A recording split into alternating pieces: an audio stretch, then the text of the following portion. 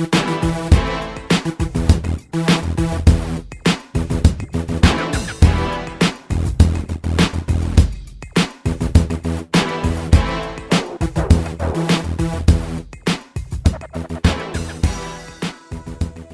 back to L3 Television. I'm Erika Draper, and today I have with me Ryan Carson, a spoken word artist and a civic activist. Ryan, can you give me a 30-second short bio about yourself and all these amazing things that you do? Certainly. Spoken word artist from South Memphis. Grew up to a single parent home. Pops wasn't around, but mom was. And so through that, I was able to find a love for literature and spoken word. And through that, I was able to find ways to impact a lot of other people's lives through college and up to my adulthood. So 30 seconds from South Memphis, went to Central High School, loved literature, loved writing, and loved art. So would you say that your evolution of writing and composition came from just ideas, or where did those, thoughts come from, and how did you? It came from experiences and stories. I feel as though you look back through the history, and humanity has always told a story. And so my experience and my love for writing came through the stories and the experiences that I developed as a young person. So could you tell me about some of those stories? Yeah, sure. Or maybe a favorite author? Sure, certainly. Basically, one of the creations of my love for spoken word came from the absence of my father. Okay. So growing up in a single parent home with no father, I had to utilize my environment and experiences to figure out what is manhood, what is fatherhood, and certain experiences as an adolescent coming up that I wasn't able to get from a man. So as far as and then I noticed that artists like Tupac. Okay. A lot of people don't even realize that Tupac actually was a spoken word artist and a poet.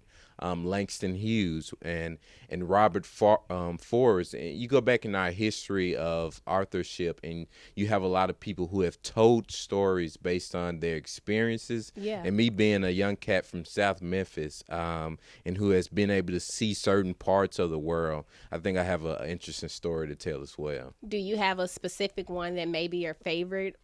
A poem or a book? Yeah, we can start by starting off in my adolescent years when I can think back to when did I first start writing. It was to express pain. Yeah. So I don't want to get here with you today, Ms. Draper, and act like spoken word has come from me wanting to be one of these literature artists who goes down in history. No, it came from the pain. And so I wrote my first poem in the 8th grade, and it was about my dad. I'll give you a quick snippet. Well, tell it to the camera. All right, perfect. It went like, in most cases, blood is thicker than water, except when it comes to my father, who didn't bother to pick up the phone or pay money, so he's nothing but a donor. And I hate he's taking the hard way to learn that I'm more than a waste of sperm, who's got charm and intelligence. And it was irrelevant to him that I made straight A's in 3rd grade, and sometimes I'm mad at my mom for having bad taste in men. Oops, did I say men?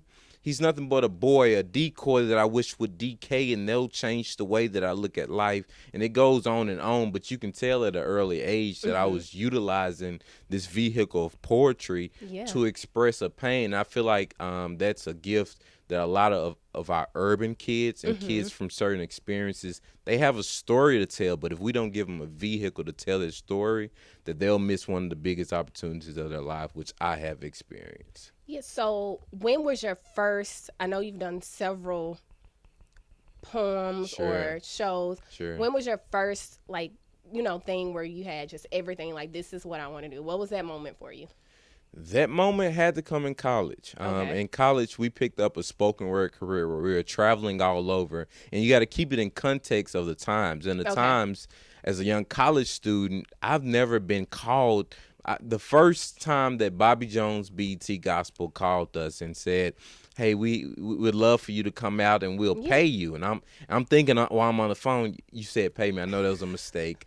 You mean that you actually can get paid for this craft, this gift of speaking and writing? And so that was the first time that I had my aha moment as it relates to spoken word and poetry, was that, wait a minute, this not only is a craft that expresses stories and narratives, but people are willing to actually pay for this gift and craft. Right. So for me, that was a wake-up moment that really started an evolution of speaking, of performing, and of really giving the gift back. So I noticed you said we. When you started this in college, did you have a partner, or was it something you did by yourself, or who was it? Most certainly, I had a partner. We collabed on a piece called Conversations with God. And that was your first piece, right? The very first Very piece. first one. And so so it basically, Conversations with God explained my experience that I dealt with going through my spiritual testament of trying to build a relationship with God.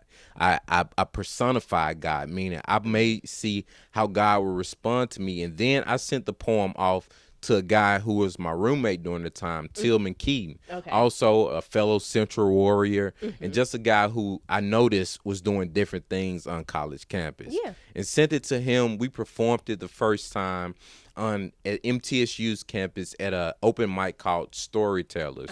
And after that first event, we had people who we had students who people would define as gangsters, as thugs, as some of the most rough people on campus, had them come up to us and say, you know what, based on that gift, based on that poem y'all just did, look, I'm touched, man. They had tears in their eyes. And so at that point, when I realized, wait a minute, here's a group of people that I've never been able to connect with, saying that, listen, that gift, that what you just said changed my life forever. So I think that was one of the waking up moments for me. Okay, so how was that moment for you as a first performance? You know, your first performance. Sorry, I noticed you said a lot of people had tears in their eyes. Did that inspire you to do more? Did you, certainly, you know, what else did you do after that? No, it woke up something in my mind that here's a craft, here's a gift that can be used and connect with an audience that some people can't connect with. Yeah. And so I realized that the people that most people would consider thugs and gangster, but these are normal college students who have heard something at a rhythm or at a beat or at a certain pattern, and they have received a message that they normally wouldn't have cared to receive. So I found a uniqueness in poetry in that, in the fact that here are a group of people who normally would turn their nose at the conscience message or thought-provoking material, but here they are excited to receive this. And so that made me think, wait a minute, can we do more of these things where we can actually connect to our generation, but also pass along a positive message at the same time? A great message. So let's get into my personal favorite. Okay. Queens Be Like. Certainly. Tell me, where was that derived from? Like, what inspired you to create a message so powerful to women, young women, women my age, African-American women? Sure. So how was that? Like, the inspiration behind that comes from the fact that I have a younger sister. Okay. And understanding that in media, she doesn't receive a lot of images of positive women, positive. It wasn't a black poem. It was more of a women empowered poem. But me realizing, if my little sister was to turn on the TV right now and to get her definition of what a woman is, could she receive that definition based on the material that was giving out in society? And I realized that no, there's no form of media, there's nobody that's telling her, look, you're a queen, you're a beautiful woman, this is the heritage that you come from. It's not Nicki Minaj, Marilyn Monroe, but it's Nefertiti and Nefertari. And so I felt and then being raised in a house with all women, I've always understood to respect a woman and have a certain value. And then going through college, I realized that the world didn't have that same value. Absolutely. They didn't have that same care as to how women should be treated and portrayed. And so I felt, as an artist and as an author of this work, I saw an opportunity to put into the universe a piece, a poem, literature, words that women could own, that they can accept, and the response from that was my next question. Go ahead and tell us about it. If you don't know, Queens Be Like went absolutely viral, and it made it to World Star. Yeah. So what was your initial reaction to that? Like, how did that make you feel? Before there was a reaction, there was a strategic plan, meaning that I reached out to women on Instagram, and because as a guy, you got to realize there's certain things about womanhood womanhood and being a woman that you don't understand. Absolutely. And so I took that understanding and strategically I asked women, what is your definition of a queen? If you could say what a queen be like, what would you say? And excuse me for the wrong English, but what would you say?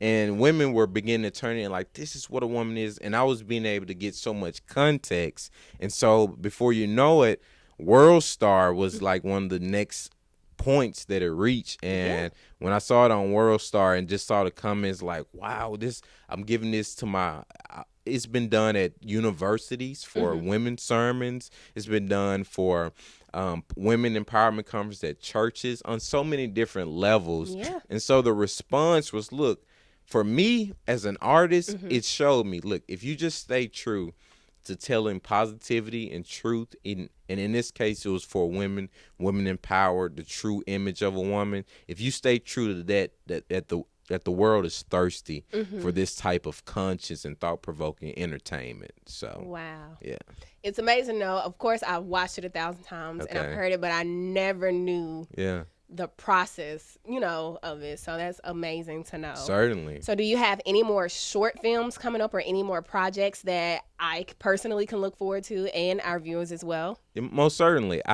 My biggest piece that's coming up is called Terrorism in My Backyard. Okay. It'll be releasing around February, Black History Month. Okay. And what this is 3 poems. Instead of it just being the one poem that I normally release, this is a set of 3 poems, put it in a cinematic way where it's like real film, real action, real movies going on. And it explains the relationship between African Americans in America and white supremacy. Wow. So it evolves from the infancy stages where you start off with Mammy Till, who just questions, why is this happening to my young black boy, a black boy who's innocent, who's going through puberty still, has no sense of the racism that America has until he gets in his teenage years and he realizes that, look, around me, the resources that I've been given, the role models that I have are the drug dealers, not the doctors. I don't see the doctors, what I'm saying, as far as his character. And then it evolves into the last piece, which is a conversation with white supremacy,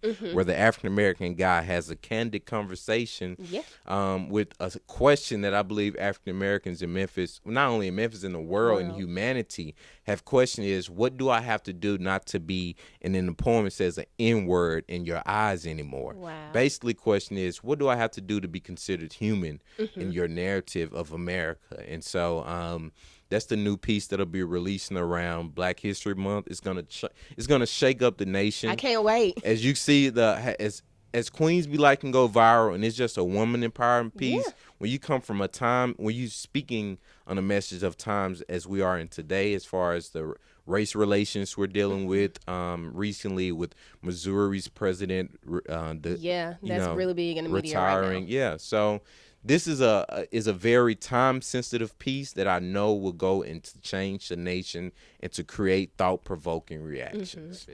Stay tuned. We're gonna talk about some of these amazing performances that Mr. Carson himself has done.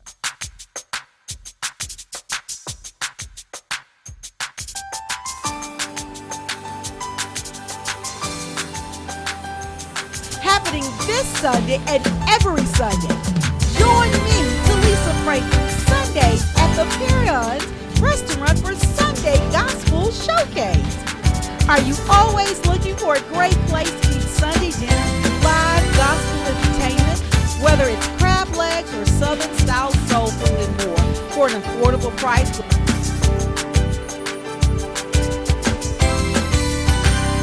If you have a talent and you want to present it on our stage or just to reserve your birthday table, just register www.sundaygospelshowcase.com. That's www.sundaygospelshowcase.com.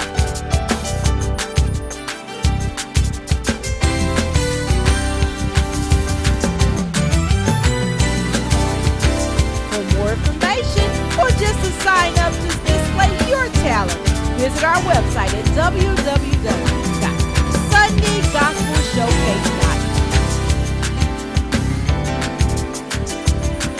I look forward to seeing you this Sunday at Marriott's Restaurant, 2818 Colvin Road, Memphis.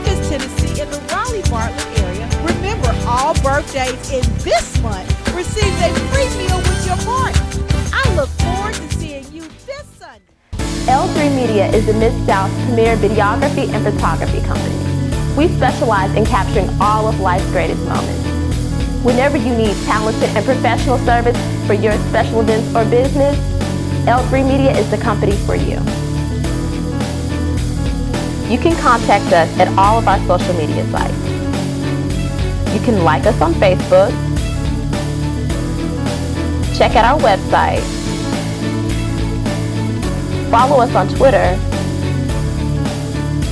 or always feel free to email us. We are L3 Media, your number one source for all your videography and photography needs. Give us a call today. If you are just tuning in, we have here with us Ryan Carson, but you're going to have to go back and watch everything else because it's just been simply amazing. But Ryan, let's get into Young Man University. Certainly. Tell us a little bit about it. So Young Man University is a consulting firm, basically where we focus on education and entrepreneurship with some of the kids that other people may consider troubled youth. And so we have a full approach about how we address it. It's not just go get a job or here's a simple problem for you to fix. But it's more so we approach them as in a holistic view, meaning that we understand there's a mental approach, there's an emotional approach, and there's also certain factors of character development that you may not have been exposed to. So we expose them to this information and get them to adjust the culture so that they can really thrive in a capitalist society. And that's really one of the most rewarding things that I do is the work that I do with Young Man University. So what was the motivation or the inspiration behind everything to create such a distinctive group for young men? Right. Well, for one, it was passed along to me by Dr. Futrell. And in passing it along to me, he wanted to be sure that it was a visible thing, that he shows a pass along of power. Because in Memphis, sometimes the leadership stays in leadership so long that it doesn't give an opportunity for younger leaders to grow and evolve. So he saw the work that I was doing with young men and young people in the community and the way that I can connect with both the urban community, urban kids, but also on a corporate level, understand the vision of where Young Man University is planning to go in the future. That was a big transition for Dr. Futrell and myself. Okay, so where are you planning on taking Young Man University in the future? Most definitely. I'm planning on taking it to a level where we understand how to react and how to engage with children of color, meaning that a lot of times when we see violence, is high energy. Wherever we go to communities where there's violence, there's high energy. So do we want to reduce the energy and, to try to change the culture? No, we want to keep the same energy that they approach in whatever culture they've been exposed to.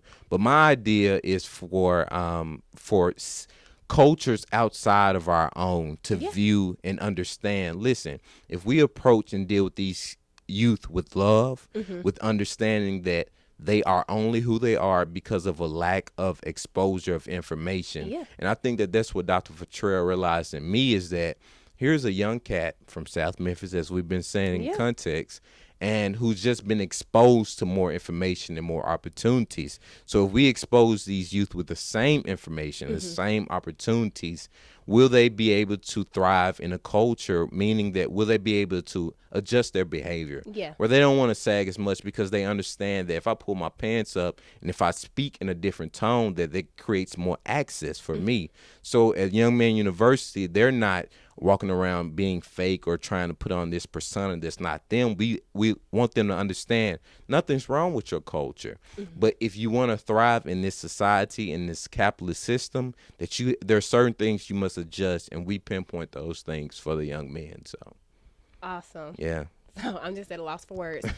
What are some of the things that you have taught these young men, and how do you do it? So you understand that we have a specific group at Young Man University Okay. who still want to be rappers, still want to, because that's their culture. That's what they understand, and that's what they're good at. This past Saturday, we had a conversation around the Darius Stewart situation, basically implying, how do you feel about it? And they wrote an entire rhyme about how they feel as though the police aren't people that they can go to. How they feel as though the culture is not supporting of their behavior, and if anything goes down, they're going to support their own community. So we do different instances like that, different programs, different teaching, where we meet the children and the youth where they are. We don't try to change, try to change you into a new person, but okay, we accept this is your culture. How can we meet you where you are to thrive in a capitalist system, in a capitalist society? So we bring in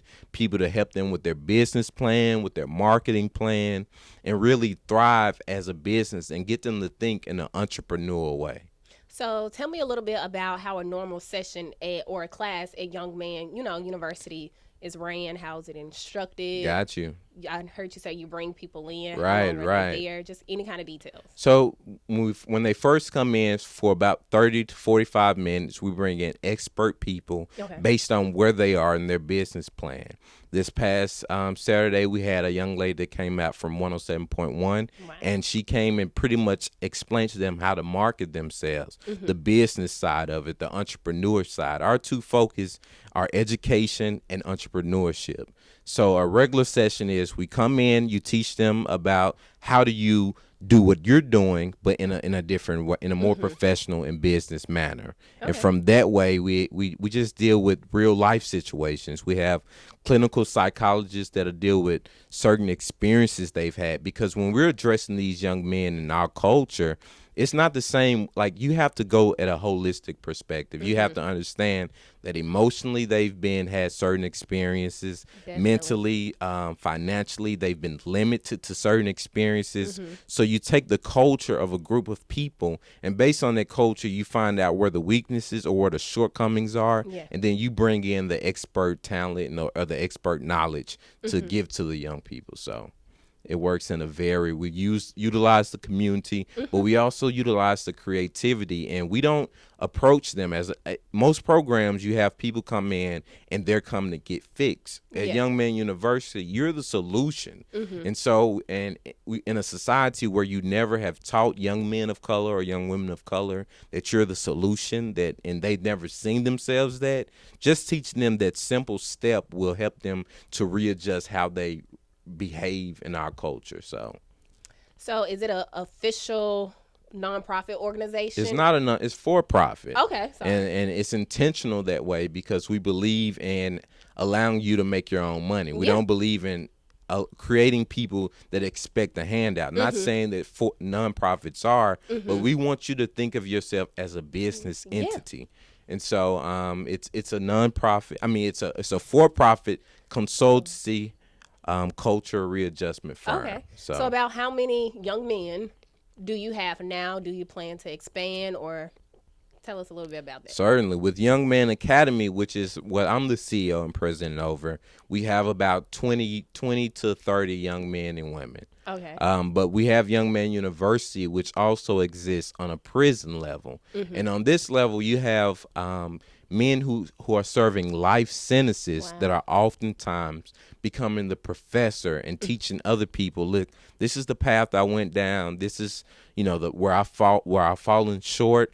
And based on my experiences, this is what makes me an expert to teach you how to avoid these same patterns. So from a very, on the Young Man University stuff, from a federal level, we're looking to really expand in prisons across the nation. But that's to come. That's something that's in the work. But our main focus is dealing with our K through 12 students who may have just need culture readjustment, behavior readjustment, and find ways to really thrive in America. Because if you look at African American people as a whole, period, they've not always existed as the ones who've been the most dominant or who have really thrived economically. And so we really want to create a body and a group of people who can thrive in this American culture. So do you get these children, I don't want to say get them, but how do you reach out and connect to them to, get them to be able to come to your sessions and where you teach? Certainly. For a small portion, sometimes they're referred to us by the juvenile system. Okay. So some judges may refer to us. They're aware of Young Man University, and then a lot of it is word of mouth. Just simply the principals, the teachers, seeing how these young men have evolved. These young men who were once heavy in the gang culture, heavy in the violent culture, now becoming more businessmen. They're wearing suit and ties. So that strikes a curiosity and works as a marketing plan in itself when you have changed young African-American men who are becoming more entrepreneurial and more business savvy. You're going to question, hey, what's going on with these guys and how can I get more involved? So that's kind of worked for our model so far. Just change in itself has been our biggest marketing So I heard tool. you say women. So are girls allowed? Do you guys work with them as well? Certainly. We have a division called Young Woman University. Okay. And that's ran by a brilliant young woman, Miss Ashley, who really is looking to she has her own vision as far as where she wants to take urban youth kids to a new level as far as exposing them to new opportunities and new character development to help them thrive in in American and capitalist culture. So let's go ahead. If anybody wanted to reach out to you and get information on how to get their kid involved in Young Man University or Certainly. refer somebody, where should they go? On social media, Okay. you can go to Young Man University's Facebook, but then you can also go to youngmanuniversity.org. And on youngmanuniversity.org, you'll be able to also sign them up for Young Woman University. Okay. You can see the different things that we do in the community, how Definitely. we really engage our youth. How is it different from a regular system that just throws a job at them or just tells them, look, you need to fix your behavior or change your attire? And you'll realize that Young Man University deals with our youth in a very more holistic, patient, caring, and loving way. So Definitely. you can find me personally, Sebastian Carson on Instagram. I am Sebastian Carson on Instagram, Sebastian Carson on Twitter and Facebook. And you'll be able to see a lot of the new films that are coming out, motivational segments, and just basically utilizing the thought-provoking topics and infusing it with entertainment. You'll be able to see a lot more things happening in that vein. So if you want to get Mr. Ryan to come do some spoken word at your Certainly. event, you want to Certainly. refer a child to him, as a great mentor. Yeah. You heard all of his information. Thank you for tuning in to L3 Television. I'm Erika Draper. Thank you. We hope you enjoyed our show. Thank you for watching L3 Television. Once again, I'm Erika Draper. And for any news tips, email me directly at ericad@l3television.com. Also, check us out on Facebook at L3 Television and visit our website at www.l3television.com. And make sure you tune in with us Wednesdays at 10 p.m. and Sundays at 5 p.m. Thanks for watching L3 Television.